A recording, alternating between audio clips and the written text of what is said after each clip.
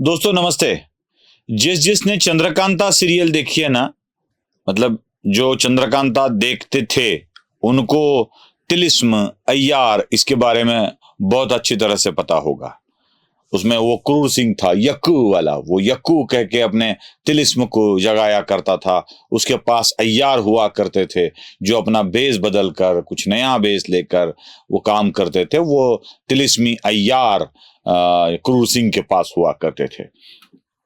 ऐसे तिलिस्मी अय्यार चंद्रकांता सीरियल के बाद खत्म नहीं हुए हैं। शायद वह क्रूर सिंह आने वाले दिनों में राजनेता इस दुनिया में आएंगे और वह राजनेता इन अय्यारों की भूमिका निभाएंगे, ऐसा सोचा होगा और सारा का सारा तिलिस्म इन अय्यारों के पास देकर चला गया होगा। आमतौर पर लोग राजनेताओं को अय्याश कहते हैं, मैं राजनेताओं को अय्यार कहता हूं। अय्यार इसलिए कि ऐसा तिलिस्म चलाते हैं, ऐसा जादू चलाते हैं कि सामने वालों को पता ही नहीं चलता कि अपने ऊपर क्या जादू हो रहा है। दोस्तों मैं आपको बता दूं कि एक दो लोग अपने आप में झगड़ते रहते हैं और बलि किसी और की चली जाती है। वैसे ही हुआ महाराष्ट्र में। अभी 2 महीने में चुनाव होने वाले हैं और इस 2 महीने होने वाले चुनाव में महाविकास आघाड़ी जीत जाएगी, ऐसा विश्वास शरद पवार के मन में है, सुप्रिया सुळे के मन में है, कांग्रेस के मन में है। बस अब 2 महीने अपनी सरकार आएगी, यह दावा वो कर रहे हैं। दिल बहलाने के लिए ख्याल अच्छा है गालिब। सरकार अपनी आती है, ऐसा विचार तो हर एक के मन में आना चाहिए। ऐसा विचार तो सारे छोटे छोटे पक्षों के मन में भी आता है। राज ठाकरे भी कहते हैं मेरी सत्ता आएगी, तो ऐसा नहीं है कि ये विचार गलत है, ठीक है। लेकिन जैसे ही सत्ता आ जाती है वैसे कौन प्रमुख बनेगा इसके ऊपर भी चर्चा होने लगती है।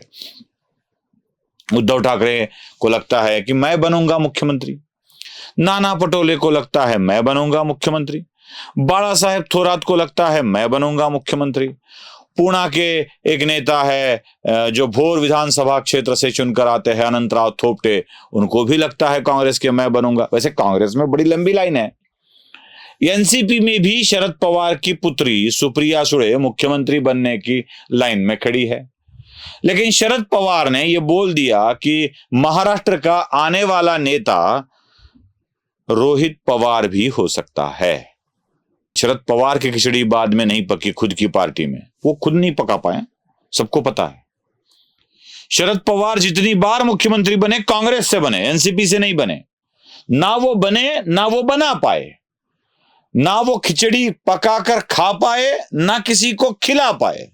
अब ख्याली पुलाव ही पकाना है तो बना दो ना किसी को भी मुख्यमंत्री, क्या फर्क पड़ता है।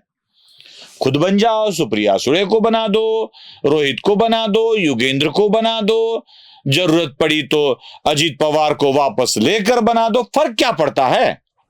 खिचड़ी ही तो पकानी है, पुलाव ही तो पकाना है, और वो भी ख्याली पुलाव पकाना है। ऐसा लोग बोलेंगे, बिल्कुल नहीं, बिल्कुल नहीं। मैं शरद पवार ख्याली खिचड़ी पका रहे हैं ऐसा नहीं कहूंगा। शरद पवार ने रोहित पवार का नाम सामने लाया और जैसे ही शरद पवार रोहित पवार के नाम पर बोले वैसे मीडिया टूट पड़ी और कहने लगी कि रोहित पवार महाराष्ट्र के अगले मुख्यमंत्री हो सकते हैं। मीडिया को तो क्या है भाई, शरद पवार के मुख से जो वाक्य आया है भगवान बोले, बाकी कुछ नहीं बोला, भगवान ने बोल दिया है। अब यही विधि लिखित बनकर महाराष्ट्र की जनता को सहना पड़ेगा। जैसे महाराष्ट्र में सटवाई लिखती है, 5वीं की पूजा होती है यहां पर, और सटवाई मस्तक पर लिख देती है भविष्य, वैसे शरद पवार ने महाराष्ट्र के मस्तक पर रोहित पवार मुख्यमंत्री बनने का भविष्य लिख दिया। मीडिया ने इस भविष्य को अपने बहिर्गोल भिंग से देखकर इसको बता भी दिया। शरद पवार ने कहा रोहित पवार मुख्यमंत्री बनेंगे। जैसे शरद पवार मतलब 145 विधायक है और अभी गवर्नर बनकर शरद पवार ही शपथ दिलाएंगे रोहित पवार को। चलो जान दो, हमें क्या करना है, मीडिया अपना काम करेगी, हम अपना काम करेंगे, शरद पवार अपना काम करेंगे। जैसे ही शरद पवार ने रोहित पवार का नाम ले लिया, दूसरे दिन सुप्रिया सुळे आ गई और सुप्रिया कहने लगी कि जी हां, रोहित भी मुख्यमंत्री बन सकते हैं। पिताजी ने कह दिया तो कह दिया, बोल दिया तो बोल दिया, रोहित भी मुख्यमंत्री बन सकते हैं, क्यों नहीं बनने चाहिए रोहित मुख्यमंत्री? सुप्रिया ने कह दिया और मीडिया ने इसको भी बड़ा चढ़ाकर बोलना शुरू कर दिया, बन सकते हैं, बन सकते हैं, बन सकते हैं। कुछ लोगों ने कहा कि भाई ये तो सुप्रिया और रोहित का झगड़ा ही शुरू हो गया। मैं उन दीवानों को कहना चाहता हूं, अरे पगलो, ये बात छोड़ दो, छोड़ दो इसके बारे में विचार करना कि सुप्रिया और रोहित का झगड़ा शुरू हो जाएगा, कौन बनेगा मुख्यमंत्री। बिल्कुल नहीं है। दरअसल दो अय्यार एक दूसरे के विरुद्ध लड़ रहे हैं, दिखा रहे हैं कि हम लड़ रहे हैं। तिलिस्म है ये, मायावी है ये, मायावी विद्या। तिलिस्म का मतलब ये दोनों आपस में एक दूसरे को बड़ा कर रहे हैं।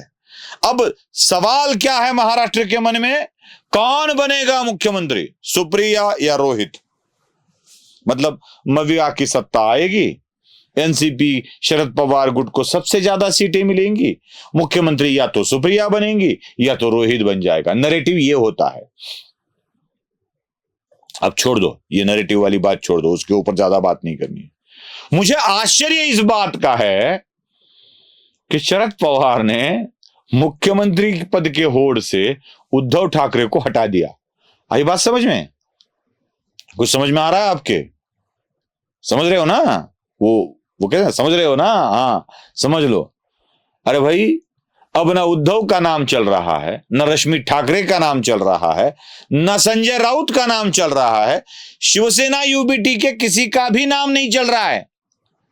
अब नाम चल रहा है, फौक चल रहा है किधर, रोहित पवार और सुप्रिया सुळे का। अब हवा हो गए उद्धव ठाकरे का नाम मुख्यमंत्री पद के दौर से।